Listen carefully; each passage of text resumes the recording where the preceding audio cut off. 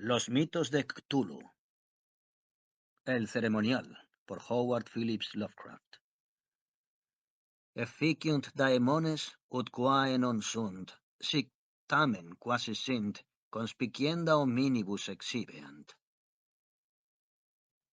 Los demonios hacen que lo que no es se presente, sin embargo, a los ojos de los hombres como si existiera.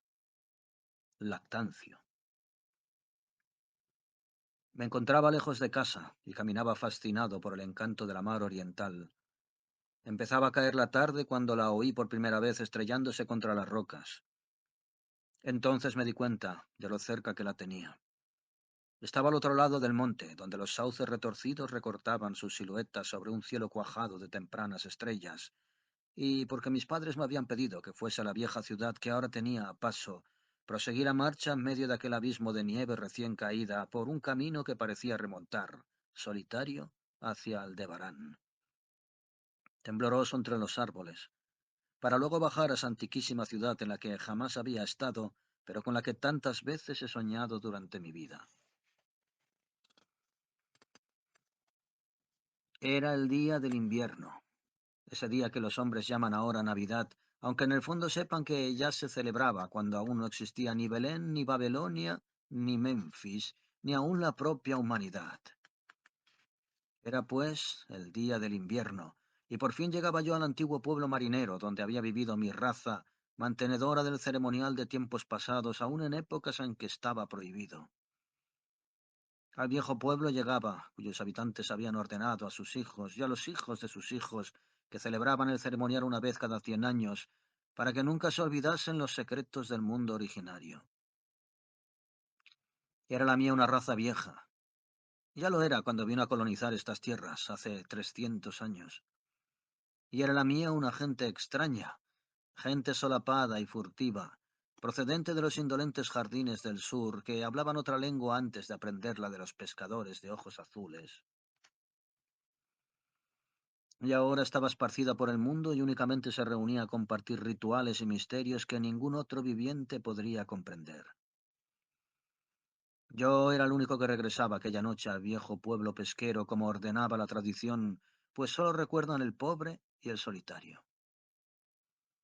Después, al coronar la cuesta del monte, dominé la vista de Kingsport, adormecido en el frío del anochecer, nevado, con sus vetustas veletas, sus campanarios, sus tejados y chimeneas, los muelles, los puentes, los sauces y cementerios, los interminables laberintos de calles abruptas, estrechas y retorcidas, serpenteaban hasta lo alto de la colina donde se alzaba el centro de la ciudad. Coronado por una iglesia extraña que el tiempo parecía no haber osado tocar, una infinidad de casas coloniales se amontonaban en todos los sentidos y niveles, como las abigarradas construcciones de madera de algún niño. Las alas grises del tiempo parecían cernerse sobre los tejados y las nevadas buhardillas. Los faroles y las ventanas emitían en la oscuridad unos reflejos que iban a juntarse con Orión y las estrellas primordiales, y la mar rompía incesante contra los muelles miserables, aquella mar de la que emergiera nuestro pueblo en los viejos tiempos. Junto al camino, una vez arriba de la cuesta, había una colina yerma barrida por el viento. No tardé en ver que se trataba de un cementerio en donde las negras lápidas surgían de la nieve como las uñas destrozadas de un cadáver gigantesco. El camino, sin huella alguna de tráfico, estaba solitario. Únicamente me parecía oír de cuando en cuando unos crujidos como de una horca estremecida por el viento. En 1692 ahorcaron a 4 de mi raza por brujería. Una vez que la carretera comenzó a descender hacia la mar, presté atención por si oía el alegre bullicio de los pueblos al anochecer, pero no oí nada. Entonces recordé la época en que estábamos, y se me ocurrió que el viejo pueblo puritano conservaría tal vez costumbres navideñas extrañas para mí, y que entonces estaría entregado a silenciosas oraciones. Así que abandoné mis esperanzas de oír el bullicio propio de estas fiestas, dejé de buscar viajeros con la mirada y seguí mi camino. Fui dejando atrás a uno y otro lado las silenciosas casas de campo con sus luces ya encendidas. Después me interné entre las oscuras paredes de piedra, en las que el aire salitroso mecía las chirriantes enseñas de antiguas tiendas y tabernas marineras. Las grotescas aldabas de las puertas, bajo los soportales, brillaban a lo largo de los callejones desiertos, reflejando la escasa luz que se escapaba de las estrechas ventanas encortinadas. Traía conmigo el plano de la ciudad y sabía dónde se encontraba la casa de los míos. Se me había dicho que sería reconocido y que me darían acogida, porque la tradición del pueblo posee una vida muy larga. De modo que apresuré el paso y entré en Back Street hasta llegar a Circle Court. Luego continué por Green Lane, única calle pavimentada de la ciudad que va a desembocar detrás del edificio del mercado. Aún servía el antiguo plano y no me tropecé con dificultades. Sin embargo, en Arkham me habían mentido. Me habían mentido al decirme que había tranvías. Al menos yo no veía redes de cables aéreos por ninguna parte. En cuanto a los raíles, es posible que los ocultara la nieve. Me alegré de tener que caminar porque la ciudad revestida de blanco me había parecido muy hermosa desde el monte. Por otra parte, estaba impaciente por llamar a la puerta de los míos, por llegar a esa séptima casa de Green Lane a mano izquierda, de tejado puntiagudo y doble planta que databa de antes de 1650. Había luces en el interior, y por lo que pude apreciar a través de la vidriera de rombos de la ventana, todo se conservaba tal y como debió de ser en aquellos tiempos. El piso superior se inclinaba por encima del estrecho callejón invadido de hierba y casi tocaba el edificio de enfrente, que también se inclinaba peligrosamente, formando casi un túnel por donde caminaba yo. Los peldaños del umbral estaban enteramente limpios de nieve. No había aceras y muchas casas tenían la puerta muy por encima del nivel de la calle, llegándose hasta ella por un doble tramo de escaleras con barandilla de hierro. Era un escenario verdaderamente singular. ¿Acaso me pareció tan extraño por ser yo extranjero, Nueva Inglaterra? Pero me gustaba. Y aún me hubiera resultado más encantador si hubiera visto pisadas en la nieve, gentes en las calles y alguna ventana con las cortinillas descorridas. Al dar los golpes con aquella vieja aldaba de hierro, me sentí preso de una alarma repentina. Se despertó en mí cierto temor que fue tomando consistencia, debido tal vez a la rareza de mi estirpe, al frío de la noche o al silencio impresionante de la vieja ciudad de costumbres extrañas. Y cuando en respuesta a mi llamada se abrió la puerta con un chirrido quejumbroso, me estremecí de verdad, ya que no había oído pasos en el interior. Pero el susto pasó enseguida. El anciano que me atendió, vestido con traje de calle y en zapatillas, tenía un rostro afable que me ayudó a recuperar mi seguridad, y aunque me dio a entender por señas que era mudo, escribió con su punzón en una tablilla de cera que traía una curiosa y antigua frase de bienvenida. Me señaló con un gesto una sala baja iluminada por velas. Tenía la pieza gruesa, vigas de madera y recio y escaso mobiliario del siglo XVII. Aquí el pasado recobraba vida. No faltaba ningún detalle. Me llamaron la atención la chimenea, de campana cavernosa, y una rueca sobre la que una vieja, ataviada con ropas holgadas y bonete de paño, de espaldas a mí, se inclinaba afanosa pese a la festividad del día. Reinaba una humedad indefinida en la estancia, y por ello me extrañó que no tuvieran fuego encendido. Había un banco de alto respaldo colocado de cara a la fila de ventanas encortinadas de la izquierda, y me pareció que había alguien sentado en él, aunque no estaba seguro. No me gustaba nada lo que veía allí, y nuevamente sentí temor. Y mi temor fue en aumento, porque cuanto más miraba el rostro suave de aquel anciano, más repugnante me parecía su suavidad. No pestañeaba, y su color era demasiado parecido al de la cera. Por último, llegué a la plena convicción de que aquello no era un rostro, sino una máscara confeccionada con diabólica habilidad. Entonces sus flojas manos, curiosamente enguantadas, escribieron con pasmosa soltura en la tablilla, informándome de que yo debía esperar un rato antes de ser conducido al sitio donde se celebraría el ceremonial. Me señaló una silla, una mesa, un montón de libros y salió de la estancia. Al echar mano de los libros vi que se trataba de volúmenes muy antiguos y mohosos. Entre ellos estaban el viejo tratado sobre las maravillas de la naturaleza de Morrister, el terrible Saduquismus Triumphatus de Joseph Glambin, publicado en 1681, la espantosa Daemonolatreia de Remigius, impresa en 1595 en Lyon, y el peor de todos, el incalificable Necronomicon del loco Abdul al-Artret, en la excomulgada traducción latina de Olaus Wormius. Era este un libro que jamás había tenido en mis manos, pero del cual había oído decir cosas monstruosas. Nadie me dirigió la palabra. Lo único que turbaba el silencio eran los aullidos del viento en el exterior y el girar de la rueca mientras la vieja seguía con su silencioso hilar. Tanto la estancia como aquella gente y aquellos libros me daban una extraña impresión de morbosidad e inquietud, pero, puesto que se trataba de una antigua tradición de mis antepasados, en virtud de la cual se me había convocado para tan extraña conmemoración, pensé que debía esperarme las cosas más peregrinas. Con que me puse a leer, interesado por un tema que había encontrado en el Necronomicon. No tardé en darme cuenta que la lectura aquella me encogía el corazón. Se trataba de una leyenda demasiado espantosa para la razón y la conciencia. Luego experimenté un sobresalto, al oír que se cerraba una de las ventanas situadas delante del banco de alto respaldo. Parecía como si la hubiesen abierto furtivamente. A continuación se oyó un rumor que no provenía de la rueca.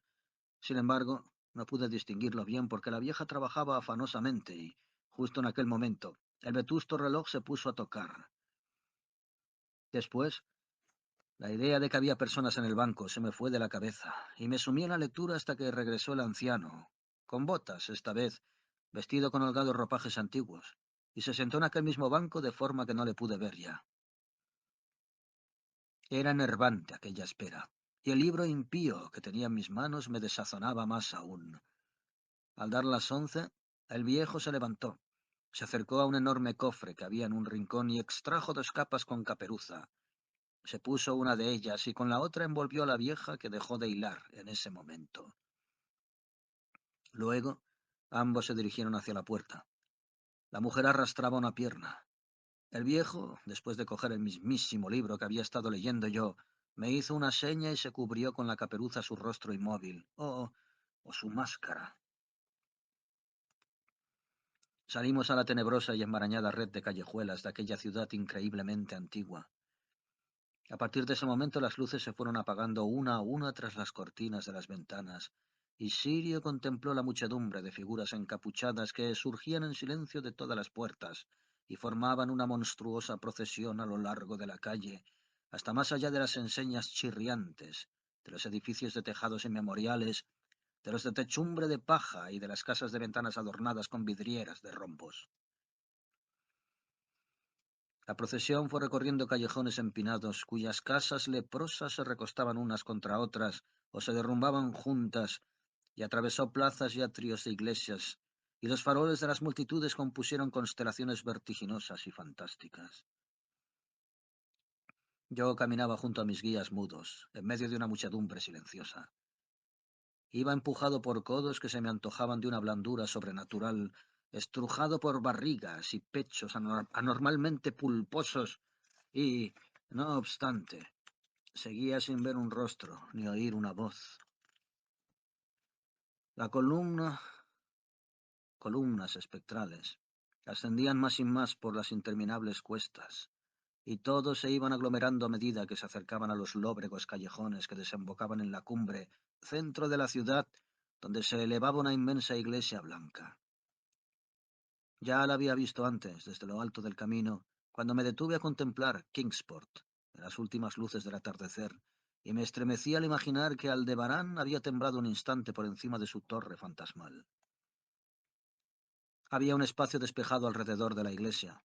En parte era cementerio parroquial y en parte plaza medio pavimentada, flanqueada por unas casas enfermas de puntiagudos tejados y aleros vacilantes, donde el viento azotaba y barría la nieve. Los fuegos fatuos danzaban por encima de las tumbas, revelando un espeluznante espectáculo sin sombras. Más allá del cementerio, donde ya no había casas, pude contemplar de nuevo el parpadeo de las estrellas sobre el puerto. El pueblo era invisible en la oscuridad. Solo de cuando en cuando se veía oscilar algún farol por las serpenteantes callejas, delatando algún retrasado que corría para alcanzar a la multitud que ahora entraba silenciosa en el templo. Esperé a que terminaban todos de cruzar el pórtico, para que acabaran así los empujones. El viejo me tiró de la manga, pero yo estaba decidido a entrar el último. Cruzamos el umbral y nos adentramos en el templo rebosante y oscuro. Me volví para mirar hacia el exterior. La fosforescencia del cementerio parroquial derramaba un resplandor enfermizo sobre la plaza pavimentada, y de pronto sentí un escalofrío. Aunque el viento había barrido la nieve, aún quedaban rodales sobre el mismo camino que conducía al pórtico, y sobre aquella nieve, para asombro mío, no descubrí ni una sola huella de pies, ni siquiera de los míos. La iglesia apenas resultaba iluminada, a pesar de todas las luces que habían entrado, porque la mayor parte de la multitud había desaparecido. Todos se dirigían por las naves laterales, sorteando los bancos hacia una abertura que había al pie del púlpito, y se deslizaban por ella sin hacer el menor ruido. Avancé en silencio. Me metí en la abertura y comencé a bajar por los gastados peldaños que conducían a una cripta oscura y sofocante. La cola sinuosa de la procesión era enorme. El verlos a todos rebuyendo en el interior de aquel sepulcro venerable me pareció horrible, de verdad. Entonces me di cuenta de que el suelo de la cripta tenía otra abertura por la que también se deslizaba la multitud, y un momento después nos encontrábamos todos descendiendo por una escalera abominable, por una estrecha escalera de caracol húmeda, impregnada de un color muy peculiar, que se enroscaba interminablemente en las entrañas de la tierra, entre muros de chorreantes bloques de piedra y yeso desintegrado. Era un descenso silencioso y horrible. Al cabo de muchísimo tiempo, observé que los peldaños ya no eran de piedra y argamasa, sino que estaban tallados en la roca viva. Lo que más me asombraba era que los miles de pies no produjeran ruido ni eco alguno. Después de un descenso que duró una eternidad, vi unos pasadizos laterales o túneles que, desde ignorados nichos de tinieblas, conducían a este misterioso acceso vertical. Los pasadizos aquellos no tardaron en hacerse excesivamente numerosos. Eran como impías catacumbas de apariencia amenazadora, y el acre olor a descomposición que despedían fue aumentando hasta hacerse completamente insoportable. Seguramente habíamos bajado hasta la base de la montaña, y quizá estábamos por debajo incluso del nivel del Kingsport. Me asustaba pensar en la antigüedad de aquellas poblaciones infestadas, socavadas por aquellos subterráneos corrompidos. Luego vi el cárdeno resplandor de una luz desmayada y oí el murmullo insidioso de las aguas tenebrosas. Sentí un nuevo escalofrío. No me gustaban las cosas que estaban sucediendo aquella noche. Ojalá que ningún antepasado mío hubiera exigido mi asistencia a un rito de ese género. En el momento en que los peldaños y los pasadizos se hicieron más amplios, hice otro descubrimiento. Percibí el doliente acento burlesco de una flauta, y súbitamente se extendió ante mí el paisaje ilimitado de un mundo interior, una inmensa costa fungosa iluminada por una columna de fuego verde y bañada por un vasto río oleaginoso que emanaba de unos abismos espantosos, insospechados, y corría a unirse con las cimas negras del océano inmemorial. Desfallecido, con la respiración agitada, contemplé aquel averno profano de leproso resplandor y aguas mucilaginosas. La muchedumbre encapuchada formó un semicírculo alrededor de la columna de fuego. Era el rito del invierno, más antiguo que el género humano y destinado a sobrevivirle. El rito primordial que prometía solsticio y primavera después de las nieves. El rito del fuego, del eterno verdor, de la luz y de la música. Y en aquella gruta Estigia vi cómo ejecutaban todos el rito y adoraban la nauseabunda columna de fuego, y arrojaban al agua puñados de viscosa vegetación que resplandecía con una fosforescencia pálida y verbosa. Y vi también, fuera del alcance de la luz, un bulto amorfo achaparrado que tocaba la flauta de modo repugnante. Y mientras tañía la criatura monstruosa, me pareció oír también unas notas apagadas en la fétida oscuridad donde nada podía ver, pero lo que más me llenaba de espanto era la columna de fuego. Brotaba como un surtidor volcánico de las negras profundidades. No arrojaba sombras como una llama normal y bañaba las rocas salitrosas de un verdor sucio y venenoso. Toda aquella hirviente combustión no producía calor, sino únicamente la viscosidad de la muerte y la corrupción. El hombre que me había guiado se escurrió ahora, hasta colocarse junto a la horrible llama, y ejecutó unos rígidos ademanes rituales hacia el semicírculo que le miraba. En determinados momentos del ceremonial, los asistentes rindieron homenaje de acatamiento, especialmente cuando levantó por encima de su cabeza aquel detestable Necronomicon que llevaba consigo.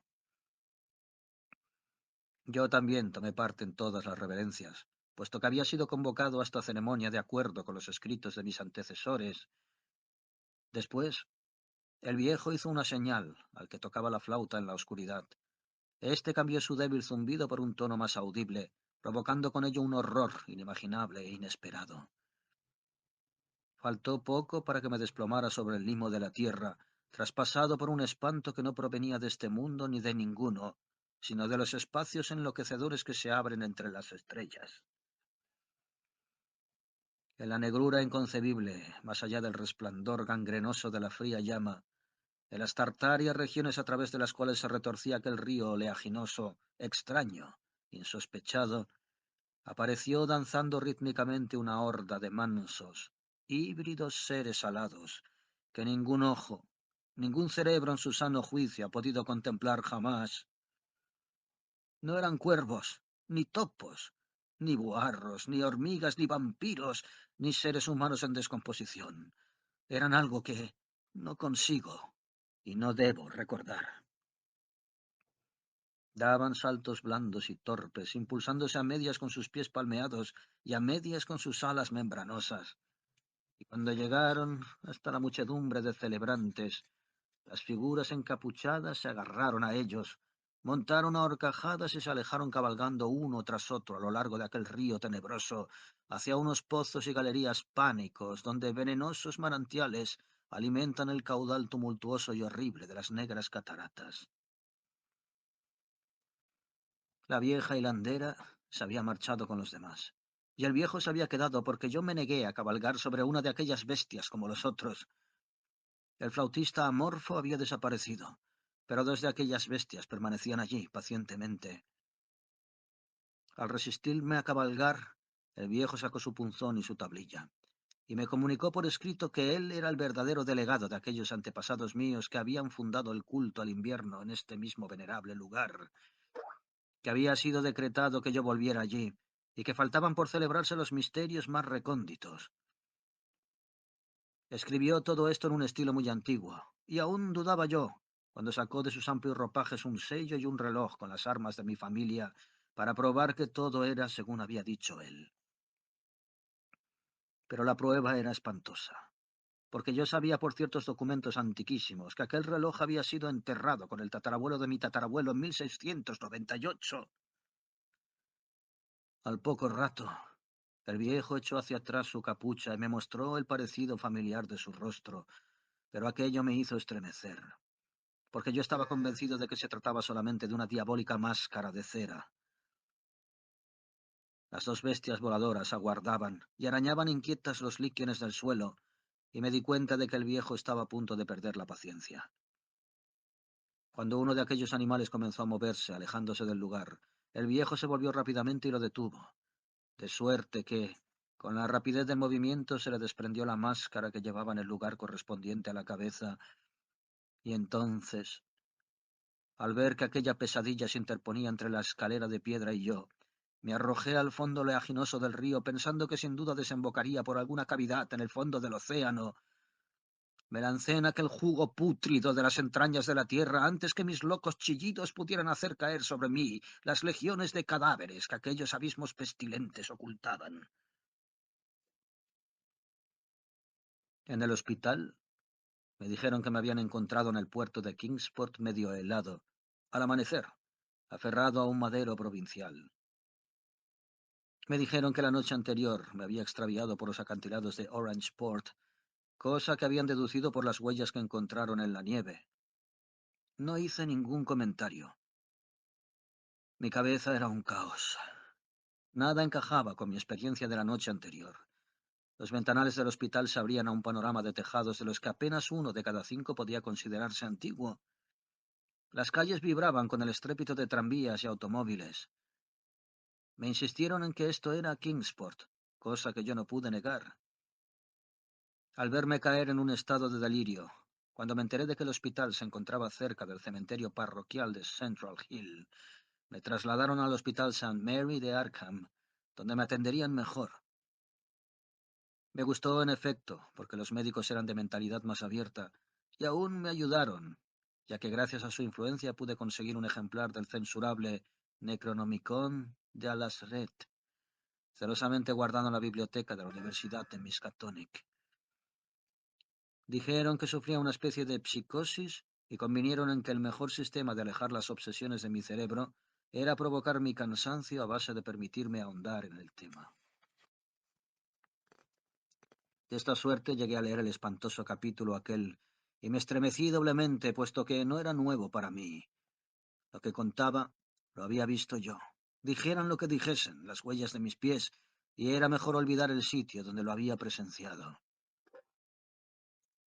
Nadie durante el día me lo hacía recordar, pero mis sueños son aterradores a causa de ciertas frases que no me atrevo a transcribir. Si acaso, citaré únicamente un párrafo. Lo traduciré lo mejor que pueda de ese desgarbado latín vulgar en que está escrito. Las cavernas inferiores, escribió el loco Alasret, son insondables para los ojos que ven, porque sus prodigios son extraños y terribles. Maldita la tierra donde los pensamientos muertos viven reencarnados en una existencia nueva y singular. Y maldita el alma que no habita ningún cerebro.